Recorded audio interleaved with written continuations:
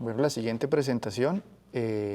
vamos a discutir en ella los aspectos generales del sistema HLA en la medicina transfusional. Esta va a ser la primera presentación de un set de presentaciones alrededor del rol de los antígenos y anticuerpos de los leucocitos, plaquetas y granulocitos en el campo de la medicina transfusional. En una primera etapa vamos a discutir algunas generalidades del sistema de histocompatibilidad y su rol específico o general, más bien en la medicina transfusional, y luego ejemplificaremos, digamos, en dos contextos especiales, un mismo mecanismo fisiopatológico en el cual podemos ver el rol de estos anticuerpos y antígenos en dos de las patologías principales que nos competen, digamos, en el área de la medicina transfusional. Con respecto a los aspectos generales del sistema de histocompatibilidad y transfusión, pues podemos decir que la transfusión y el trasplante de células o tejidos, porque también digamos, se extiende a no solamente el área de la medicina transfusional, sino que toma aspectos importantes del trasplante, expresan moléculas de membrana que son, por supuesto, diferentes de las del receptor y que resultan en el desarrollo de una respuesta tanto humoral como celular, y son muy eficientes estas respuestas, estos antígenos del sistema de los leucocitos en particular, pero también de las otras células, como veremos más adelante, son muy eficientes en generar respuestas inmunes por dos mecanismos clásicos y que son, digamos, hacen algún papel o tienen algún papel sinérgico. En la gráfica que estamos viendo en el momento podemos ver esas dos interacciones, los mecanismos que conjuntamente se expresan o que permiten, digamos, ese reconocimiento eficiente, que es un reconocimiento tanto directo o indirecto. La diferencia entre los dos mecanismos depende de la célula presentadora de antígeno. El mecanismo directo, digamos, utiliza la célula presentadora de antígeno específica del donante, que, digamos, es el caso general y más, digamos, más razonable de ver cómo sería la presentación de estos antígenos externos de los leucocitos, pero también existe un mecanismo directo, y es que células presentadoras de antígeno del receptor pueden también, digamos, pasar al receptor una vez se hace la transfusión o el trasplante. En el caso, pues, de las del donante, pueden pasar también a formar parte digamos, de las células que va a recibir en el injerto. De suerte que tenemos dos mecanismos que sinérgicamente actúan para que la respuesta inmune, que puede ser tanto humoral como celular, sea muy eficiente en el reconocimiento de antígenos, digamos, externos a los antígenos, en este caso los del sistema de histocompatibilidad o antígenos leucocitarios humanos. Recordemos ese papel que tiene el sistema HLA, son genes, una cadena complejísima de genes ubicados en el brazo corto del cromosoma 6, que codifican específicamente para la formación de dos tipos de proteínas de membrana. Las primeras proteínas o el primer grupo, los considerados HLA o antígenos de leucocitarios humanos de clase 1, recordemos el A, el B y el C como los típicos representantes, codifican una proteína encargada de la presentación de antígenos particularmente intracelulares, generalmente partículas virales, y que se encuentra dispuesta en la mayoría de las células, por no decir todas. Hay algunos estudios que digamos, debaten un poco si hay presencia de estas estructuras en los eritrocitos, en las formas maduras, pero en general se puede decir que la HLA tipo 1 está presente en todos los tipos celulares. Ahí se encarga, como decíamos previamente, de la presentación de antígenos intracelulares y está, digamos, patrullando esa presentación de esos antígenos células del sistema, generalmente células CD8, células citotóxicas, que ocasionarán la lisis celular si se presenta un antígeno extraño. Por otro lado, los genes, digamos, que codifican para la HLA de clase 2 van a formar o van a codificar una estructura proteica que va a expresarse también en la membrana, pero en este caso específicamente en algunos grupos celulares, particularmente las células presentadoras de antígeno, algunos macrófagos, cuya función va a ser presentar antígenos generalmente extracelulares, antígenos que han sido degradados, engullidos por estas células,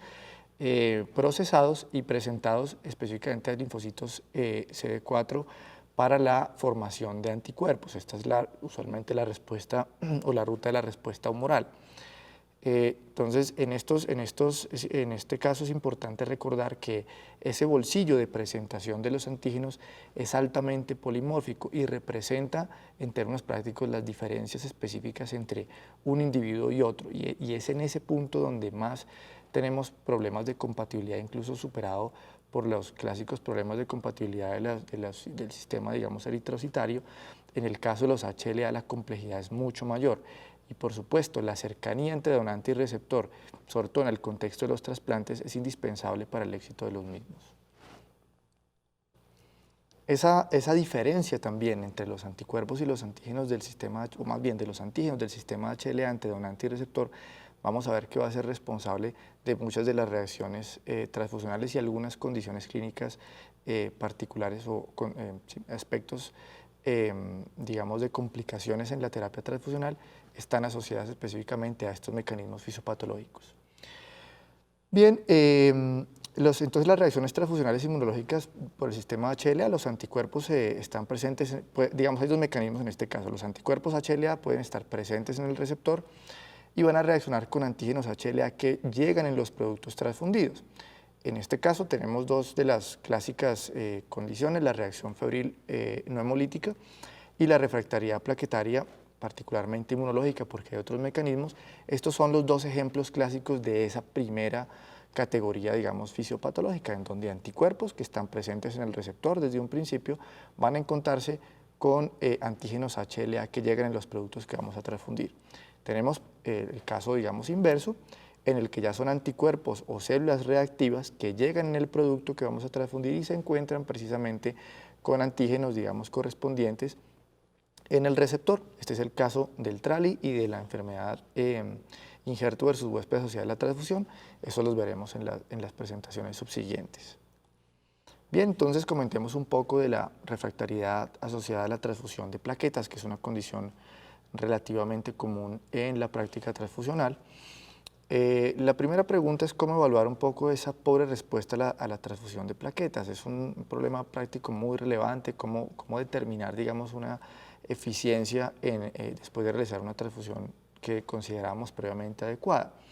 El término que hemos utilizado o que se ha utilizado clásicamente es la refractariedad plaquetaria, pero no está muy claro cómo objetivizar un poco ese término. Se requiere entonces tener una clara distinción en lo que, digamos, definiríamos como una respuesta normal y una respuesta anormal o disminuida a la transfusión de las plaquetas. Recordemos también que tenemos dos escenarios en donde transfundimos plaquetas, eso lo veremos luego, pero pues en términos prácticos es la transfusión específicamente terapéutica para corregir probablemente un sangrado y la transfusión profiláctica en la que hacemos, digamos, una intervención preventiva para evitar que ocurra un sangrado después de un procedimiento que consideramos invasivo o con alto riesgo de que ocasione un sangrado en el receptor. La evaluación de la respuesta a las plaquetas entonces puede darse digamos, a partir de varios aspectos. Uno de los clásicos es el conteo de plaquetas post-transfusión o el recuento, la evaluación del recuento post-transfusión, que teniendo en cuenta una dosis adecuada, existen varios parámetros para tomarlo a la hora o eventualmente más tarde, de entre 18 y 24, y vean ustedes, para cada una de las horas están, digamos, algunos parámetros umbrales en donde evaluar una pobre respuesta. De acuerdo entonces al primer aspecto, un conteo o un recuento menor de 20.000 por microlitro nos hablaría ya o nos haría estar pensando en una pobre respuesta. Si estamos hablando específicamente del incremento, estaríamos alrededor de 5.000 a 10.000 por microlitro. Tenemos la clásica fórmula del conteo corregido o de incremento del conteo corregido, que ya haré una mención al respecto de ella en las siguientes diapositivas. Y la recuperación de las plaquetas es un porcentaje que también se calcula a partir de una ecuación. Para ellos, entonces, como ven ustedes en la diapositiva, pues tenemos varios umbrales con los cuales podemos evaluar, digamos, una pobre respuesta. La verdad es que en la práctica clínica,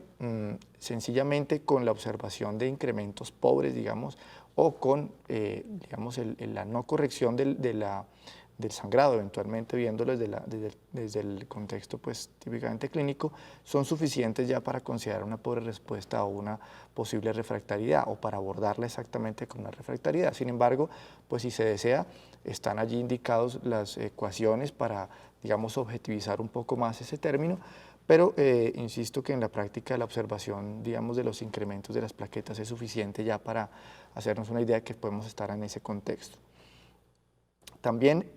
las respuestas pobres o muy disminuidas después de transfusiones seguidas, también sin que inclusive esté cayendo digamos, los resultados de las fórmulas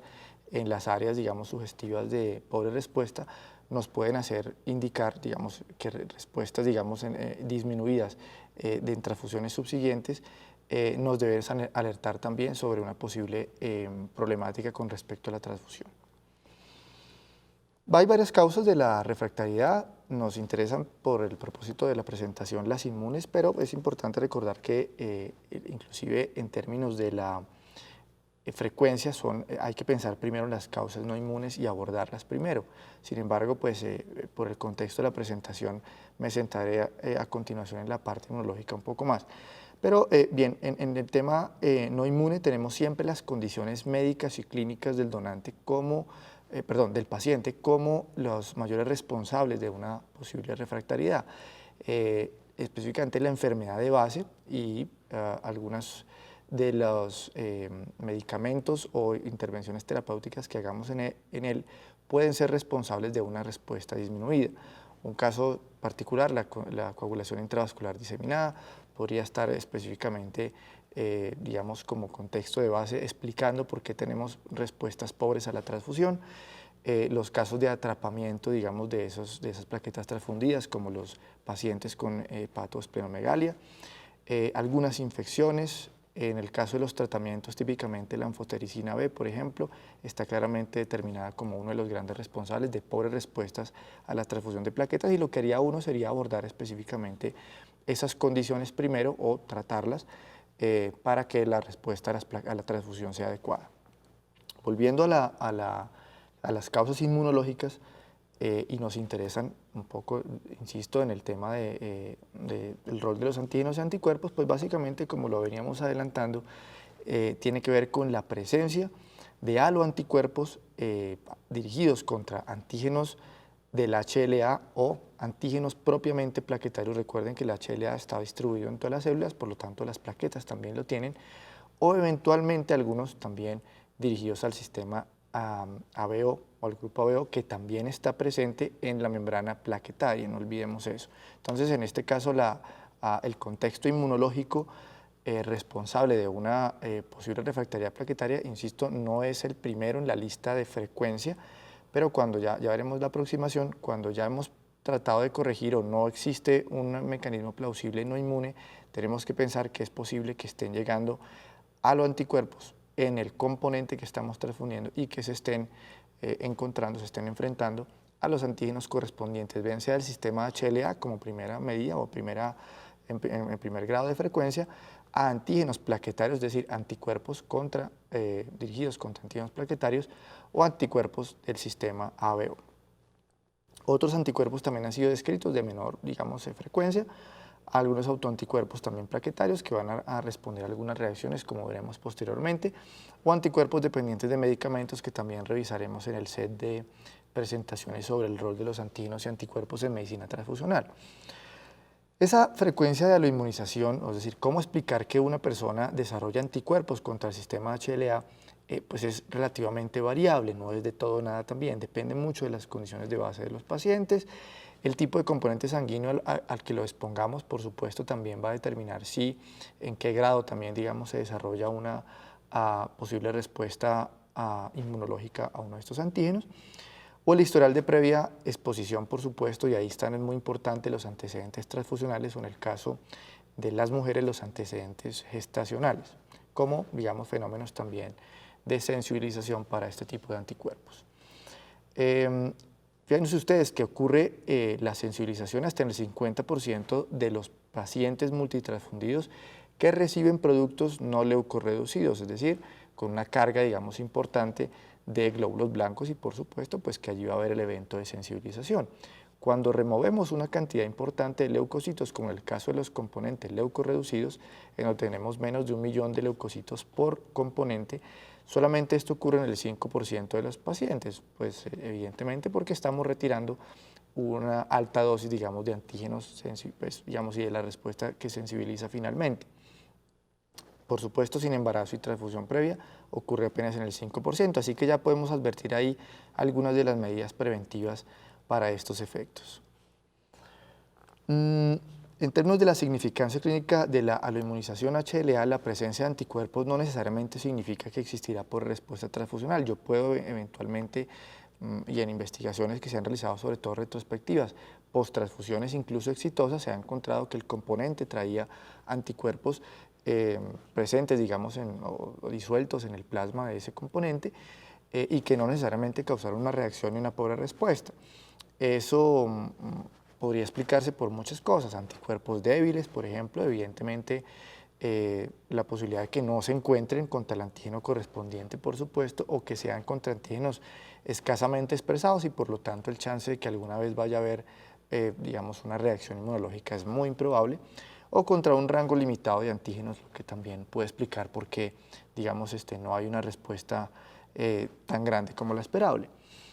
El tiempo para desarrollar los anticuerpos también varía de la exposición previa al antígeno y, por supuesto, como en todas las reacciones de sensibilización, de un efecto dosis, ¿no? Entonces, también entre mayor, como lo veíamos previamente con la leucorreducción, entre más cantidad de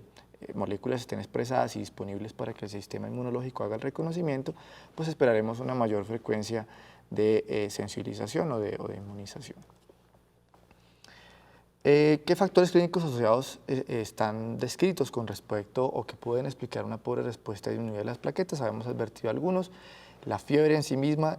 o la hipertermia en principio es capaz de modificar, digamos, la respuesta terapéutica de las plaquetas, de suerte que es uno de los factores más importantes y una de las intervenciones más importantes que debemos corregir para, digamos, intervenir un poco en la mejora, digamos, de la respuesta a las plaquetas y en general a otros componentes también, digamos, se puede extender. Inclusive, si ya tenemos una pobre respuesta, es lo primero que hay que buscar en el paciente, la hipertermia como causa de esa pobre respuesta. Ya había comentado la administración de anfotericina, en los casos de alto secuestro, como en una esplenomegalia, la presencia, por supuesto, ya pasándonos un poco de los factores no inmunes, empezaron a pensar entonces en la posibilidad de presencia de anticuerpos HLA que vengan en el componente transfundido, anticuerpos antiplaquetarios en segunda instancia, dirigidos específicamente a moléculas antígenos plaquetarios humanos. En los casos de los trasplantes, como escenario clínico, sencillamente siempre es esperable unas pobres respuestas también a las transfusiones. Y bueno, recordar que tenemos también allí como parámetro objetivizable, digamos, de este tipo de intervenciones, de condiciones, la pobre respuesta, un cálculo del corteo, del incremento del conteo corregido como forma un poco de hacer más objetiva la pobre respuesta, pues, a las plaquetas, ¿no? Pero, insisto, en la práctica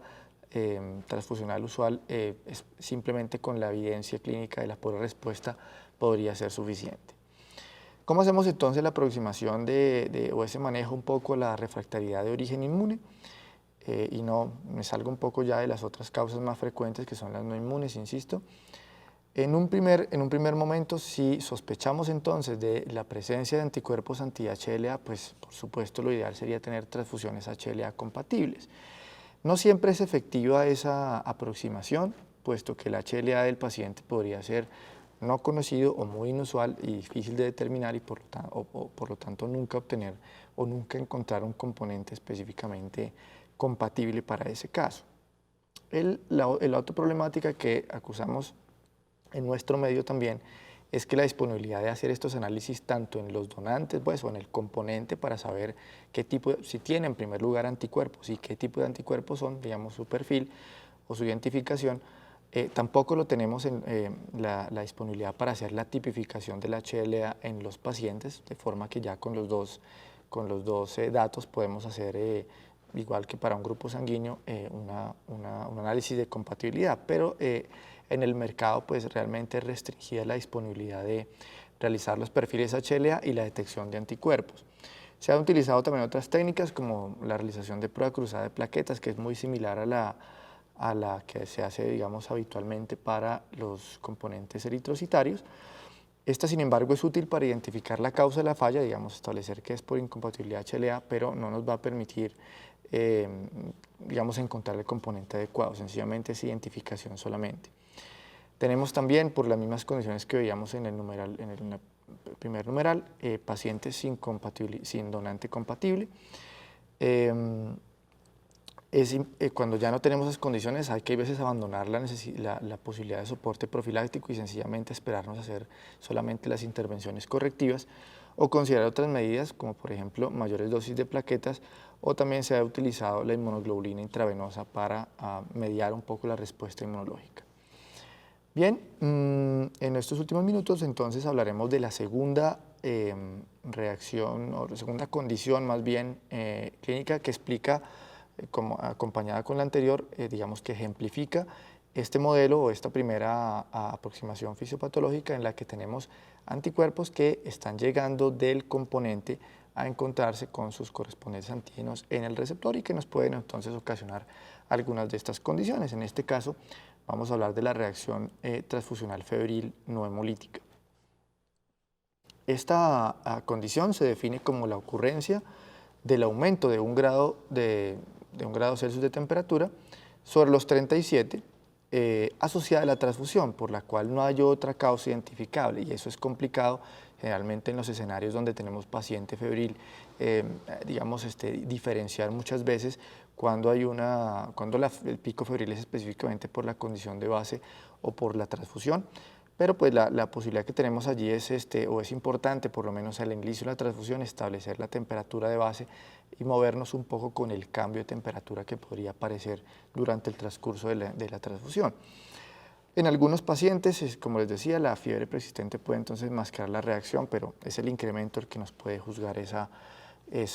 digamos, diferenciar un poco si es la causa de base o es producto de la intervención.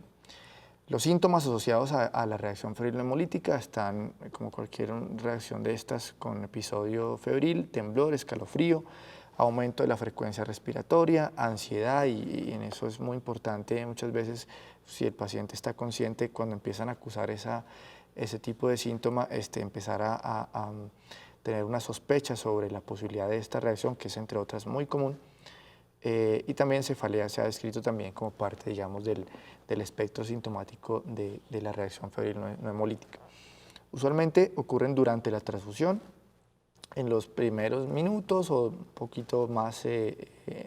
hacia la mitad, digamos, del acto transfusional, pero pueden ocurrir hasta 1 o 2 horas incluso después de la transfusión. La mayoría de estas reacciones son benignas, es más, en las cifras que tenemos incluso nacionales es esta junto con la reacción del rash, las reacciones de tipo alérgico son las más frecuentes en nuestro medio y en general en todos los escenarios internacionales también se describen como las más frecuentes y en general pues son digamos de limitado impacto clínico.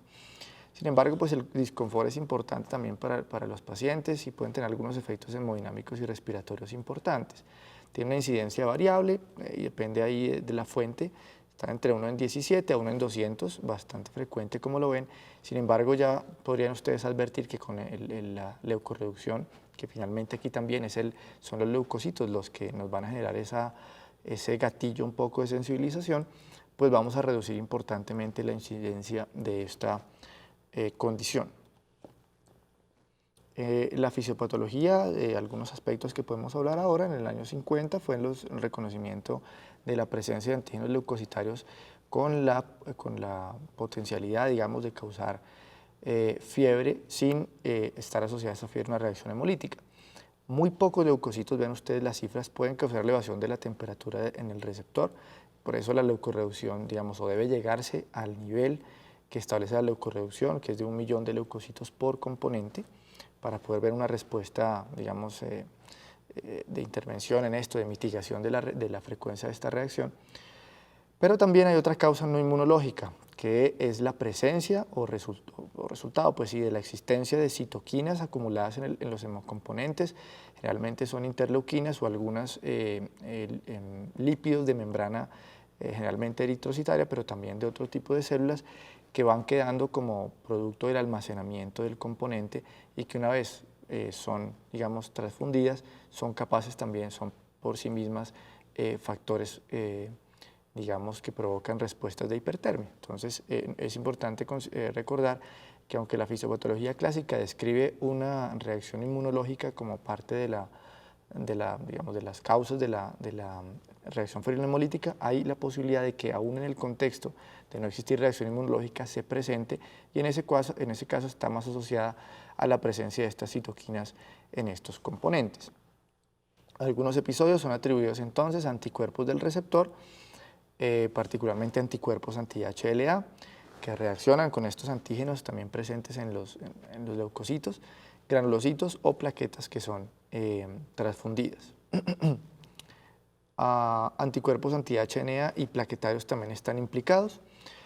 y más del 70% de los pacientes con reacción febril hemolítica tienen anticuerpos. Si bien entonces, para redondear un poco acá, nos explica la diapositiva que en algunos casos también tenemos anticuerpos en el receptor, pero lo clásico es que sean o que estén presentes, como ven ustedes, el 70% de los pacientes son los que tienen los anticuerpos y digamos, van a desencadenar la respuesta al encontrarse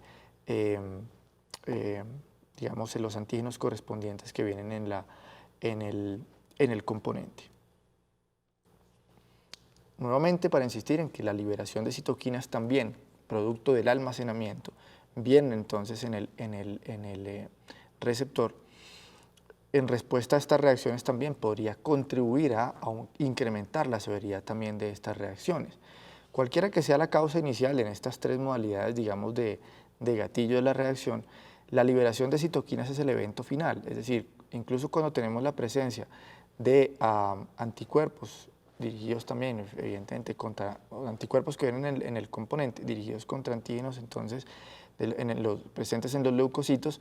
aún en ese mecanismo inmunológico, ¿qué es lo que va a suceder? Vamos a activar esos leucocitos o se van a activar esos leucocitos producto de la interacción antígeno-anticuerpo y esa activación va a generar la liberación de estas citoquinas. En el otro escenario que estábamos viendo, las citoquinas ya vendrían relativamente libres, producto, como les digo, de este almacenamiento del componente y lo que van a hacer es sencillamente que una vez infundidas en el receptor van a provocar la hipertermia. Entonces, inclusive en los dos mecanismos o en las dos rutas, el evento común es responsable de la hipertermia, finalmente es la liberación de estas citoquinas pues, pirogénicas, como también se le conoce. ¿Cómo manejamos entonces este tipo de condiciones? Descontinuamos la transfusión siempre. Recuerden que los episodios febriles, por la posibilidad, y que además esta en particular es un diagnóstico de exclusión, debemos hacer una intervención y es descontinuar la transfusión mientras nos aseguramos que no se trata de una condición mucho más grave. Se pueden en ocasiones administrar antipiréticos, por supuesto hay que administrarlos inevitablemente para la mejoría de la condición clínica del receptor. La pregunta es si con la presencia de los antipiréticos podríamos continuar la transfusión una vez resuelvan los síntomas. Aquí hay un debate todavía no de consenso, pero en general el volumen restante no debería ser transfundido. Pero digo que se individualiza la situación porque en ocasiones cuando ya tienes historial de estas reacciones y siempre se presenta generalmente el típicamente paciente politransfundido, inclusive pues podría uno con esa base y mirando un poco que la fiebre pues no es muy, digamos, no es muy severa, no aparece tan rápido y uno reinfundiendo nuevamente habiendo administrado ya los antipiréticos lentamente podría eventualmente digamos, arrancarla nuevamente, pero bueno, es un debate de no acabar. Estos son los diagnósticos diferenciales que siempre debemos recordar. Reacciones hemolíticas, sepsis, TRALI, todos empiezan o todos tienen en común una reacción febril, entonces es importante recordarlo, y que entonces es un diagnóstico de exclusión. Es importante entonces las medidas preventivas, la leucorreducción por almacenamiento como disminución de la posibilidad de sensibilización, y la premedicación con acetaminofén, como mencionamos previamente, podrían ser benéficos en el contexto de pacientes con historial de esta condición y pues los reportes, digamos, a favor de esta aproximación demuestran que esa intervención no ha mostrado alterar la capacidad de detectarlas, porque en algunos casos decían que al administrarla yo podría mitigar la presencia, digamos, o la fiebre, que sería lo que advertiría como síntoma de la reacción, pero los estudios muestran que esto no es tan importante. Recordar el papel de la reducción, que es muy importante. Vean ustedes aquí, eso es un estudio de más de 7.000 transfusiones en las que en la línea negra podemos ver el descenso importante de las reacciones en el tiempo después de haber utilizado un programa universal de leucorreducción en todos los componentes, y vemos cómo caen en negro particularmente las reacciones febriles no hemolíticas. Esto me lleva entonces al final de la presentación. Recuerden que revisar el material suplementario para más información sobre lo que hemos discutido acá y algunos aspectos adicionales. Muchas gracias.